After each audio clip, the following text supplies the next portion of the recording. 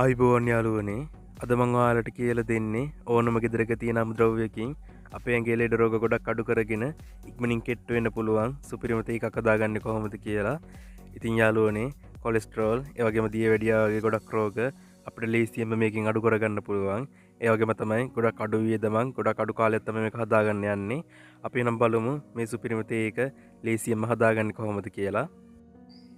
ඉතින් මම මේකට ලෑස්ති කරගන්නේ සෝදලා හොඳින් වේලගත්ත උළු හාල් ටිකක්. මම මෙතන උළු හාල් මේ සෙන්ති 5ක් විතර අරන් තියෙනවා. ඔයාලත් මේ විදියට උළු හාල් ටික ලෑස්ති කරගන්න. ඊට පස්සේ මම මේ විදියට තාච්චිය රත් කරගෙන ඒකට අපේ උළු හාල් ටික දාගන්නවා.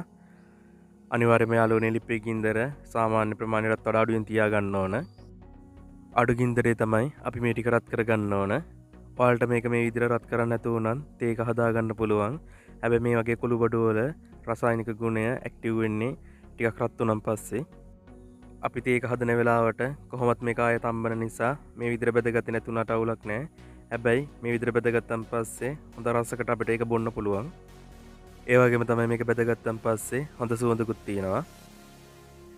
මේ විදිහට විනාඩි දෙකක් තුනක් මේක අඩු ගින්දරේ බෙදගත්තන් පස්සේ මම මේක ලිපෙන් අයින් කරගන්නවා. අයින් කරගෙන මේ විදිහට බ්ලෙන්ඩර් කප් එකට දාගන්නවා. ඔයාලා මේක බ්ලෙන්ඩර් කප් එකට දාගෙන හොඳටම නිවුණන් පස්සේ බ්ලෙන්ඩ් කරගන්න. ඉතින් මේ තියෙන්නේ හොඳින් කොටාගත්ත අපේ උළු හාල් ටික. ඔයාලට මේ විදියට සතියකට අවශ්‍ය ප්‍රමාණයක් කොටාගෙන බෝතලයකට දාගෙන අවශ්‍ය වෙලාවට අරගන්න පුළුවන්. ඊට පස්සේ මම මේ විදියට අපේ උළු හාල් තේක හදා ගන්නවා.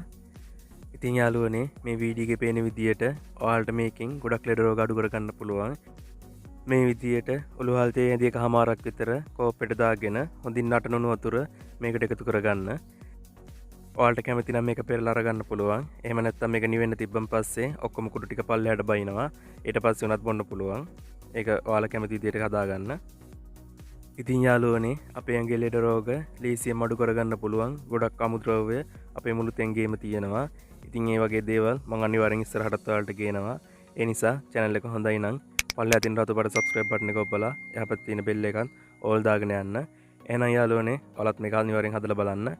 ඉතින් ගොඩක් ස්තුතියි මගේ වීඩියෝ එක බලුවට. තවත් ගොඩක් රසවත් වීඩියෝ එකක් කරගෙන ඉක්මනට මෙන්න. එතකන් හැමෝම පරිස්සමෙන් ඉන්න. හැමෝටම බුදු සරණයි. දීපීටයි මං ගියා.